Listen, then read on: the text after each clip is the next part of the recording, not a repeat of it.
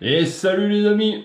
Bon, aujourd'hui, petite vidéo sur un petit appareil que l'on fixe sur sa ligne quand on pêche la dorade ou le loup ou le marbré ou ce qu'on veut à la mer. C'est un accroche-appât. Alors un accroche-appât, moi je tiens à signaler que c'est pour des petits appâts. Alors des petits appâts fragiles, c'est-à-dire des vers de sable, des cordelles, des vers américains, des durs, des demi-durs, des mourons, voilà, pour tout ce type de vers. Alors l'avantage de ce petit système, c'est qu'on va pouvoir, grâce à ça, avoir des bas de ligne très longs, jusqu'à 2 mètres, 2 mètres 50. On accrochera à ça, ça nous évitera de traîner notre appât sur la digue, ça nous évitera si on est d'un coin un peu encombré, qu'au moment où on jette, votre hameçon, il aille s'accrocher dans des branches ou dans des rochers. Et l'avantage aussi, c'est qu'une fois que c'est accroché, votre plomb, il est complètement en bas et on peut lancer beaucoup plus loin, il n'y a rien qui le retiendra dans sa trajectoire. Il n'y a rien qui flottera derrière et ça abîmera pas l'appât. Voilà. Je vais vous faire voir comment on le monte, ce petit kiki là. Et vous allez voir, c'est très simple et c'est très pratique. Je pense qu'il y en a pas mal qui doivent le connaître pour les pêches en surf, ou des pêches sur digue, ou d'autres pêches. Je pense que même on peut s'en servir en eau douce. Voilà, voilà.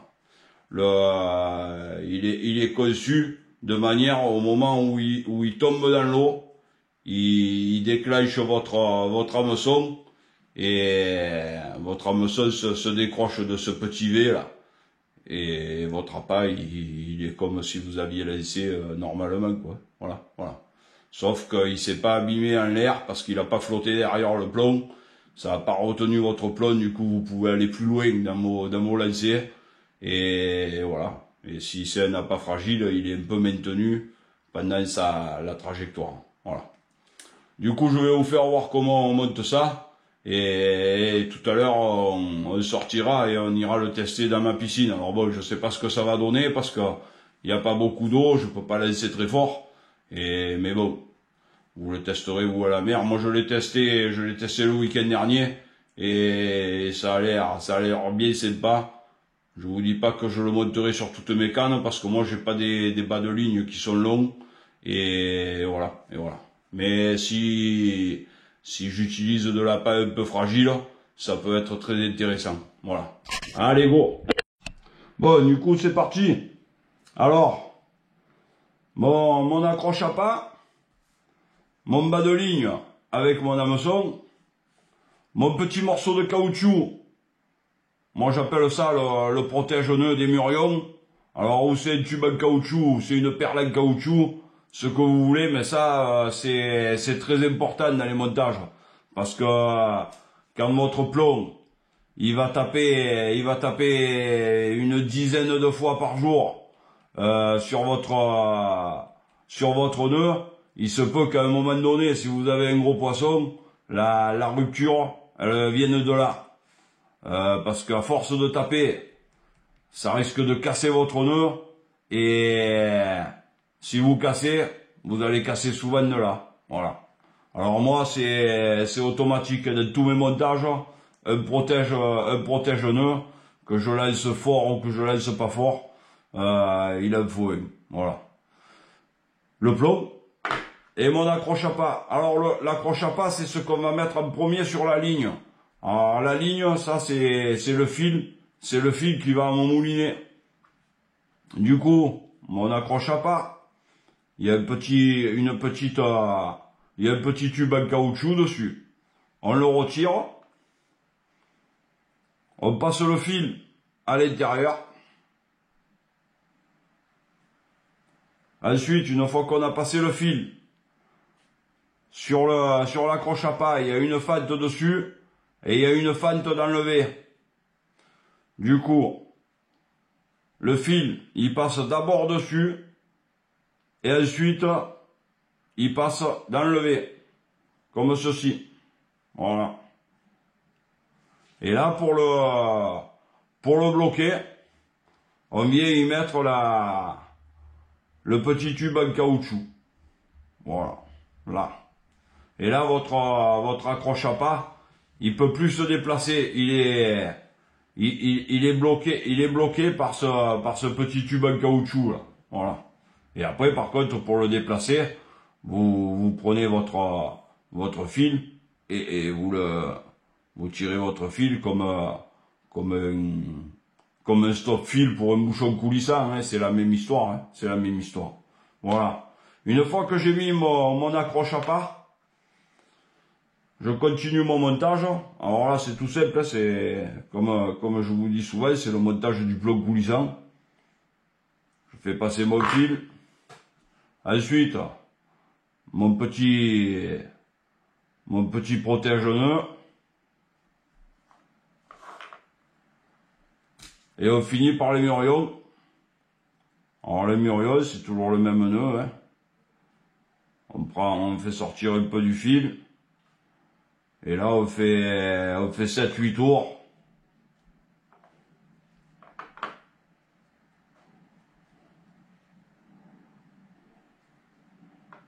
Voilà. Une fois qu'on a fini, on vient, il y a une boucle qui s'est faite au-dessus de l'anneau de l'émurion. On rentre dans cette boucle.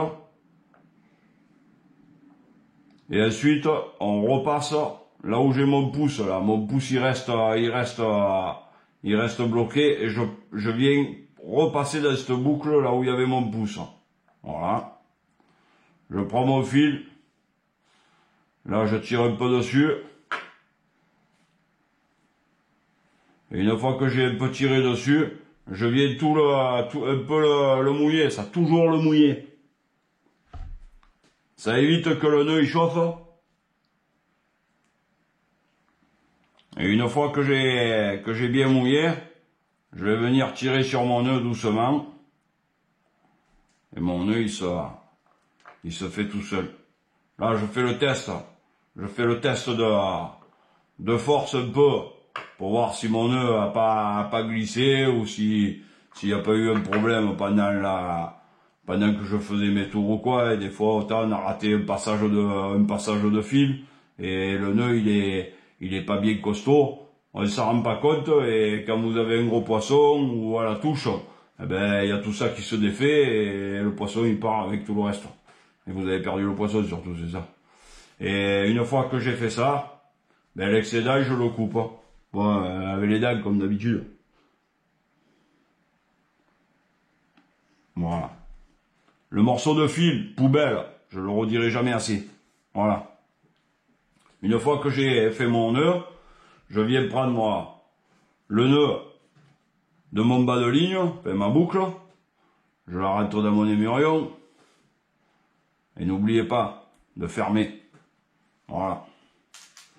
Ensuite, là c'est simple. Mon plomb, je le mets contre mon émurion, et je mets mon hameçon dans mon accroche à pas. Je tiens mon plomb et je tire mon accroche à pas jusqu'à ce que mon bas de ligne et mon plomb soient en nu. Ils doivent être de tous les deux de la même longueur. Si j'ai un bas de ligne de 1,20 m comme là j'ai, ben mon accroche à pas sera à 1,20 m. Voilà. Une fois que j'ai fait ça,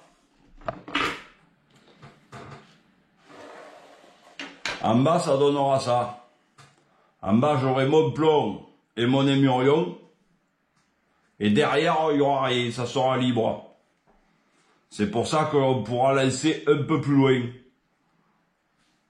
Derrière il n'y aura rien. Alors on peut avoir un bas de ligne de 2,50 m si on veut. On l'accrochera jamais par terre parce qu'il sera accroché en haut sur l'accroche à pas. Alors, c'est toujours la même. C'est un accroche appât pour petit appât, pour appât fragile, type cordelle, ver de sable, petit ver américain, dur, demi-dur, mouron, voilà, pour du petit ver. Après tout ce qui est bibi, couteau, crabe, ver de chahut, tous ces gros appâts, on ne pourra pas les mettre là-dessus. Voilà. Ça c'est uniquement pour du petit appât. Alors, je l'ai testé. Franchement, je gagne pas mal en longueur. Alors, pas mal, je vais pas à 100 mètres de plus, hein. Mais pour gagner entre 15 et 20 mètres, facile. Parce que derrière, il y a rien qui flotte, il y a rien qui retient mon plomb. Et ça, c'est quand même pas mal. Et derrière, si vous avez un appât fragile et que vous lancez très fort, souvent il perd un bout, il y a la queue qui se casse, ou alors il est tout écrasé sur l'hameçon, etc., etc. Alors que là, non, il est protégé par cette espèce de coupelle. Et cette coupelle, elle a deux rôles en fait. Elle a le rôle d'un peu protéger, parce que le verre il est accroché à ça. Du coup, il s'abîme moins parce qu'il flotte pas dans l'air. Et son rôle à cette coupelle, c'est qu'au moment où ça va, le plomb, il va tomber dans l'eau, cette coupelle, elle va être un peu retenue et elle va vous déclencher votre hameçon qui va partir avec son appât derrière le plomb et qui va faire venir la grosse dorade, par exemple, ou le gros loup. Voilà, voilà. Voilà le côté pratique de ce petit appareil. Alors bon, ça doit avoir un nom. Moi, mon collègue, il m'en a donné quelques-uns pour que je les teste. Il m'a dit que ça se trouvait sur des sites à matériel pas cher et que c'était bien pratique. Lui, il utilise que de ça. Et il me disait que c'était pas mal. Du coup, il m'en a donné quelques-uns pour que je les teste. Et à l'occasion, ouais, j'en commanderai un peu. Ne serait-ce que pour avoir toujours une canne un peu plus loin que les autres. Souvent, ça peut faire la différence. Ou un montage un peu plus fin que les autres.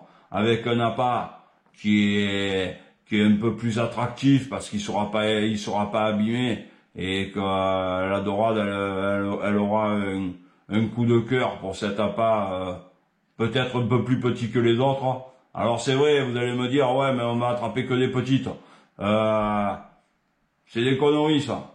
Un gros poisson, il passe, il voit un petit ver américain, s'il a faim, il va y tomber dessus. C'est vrai que vous aurez plus de chances d'attraper des petites dorades avec un petit ver.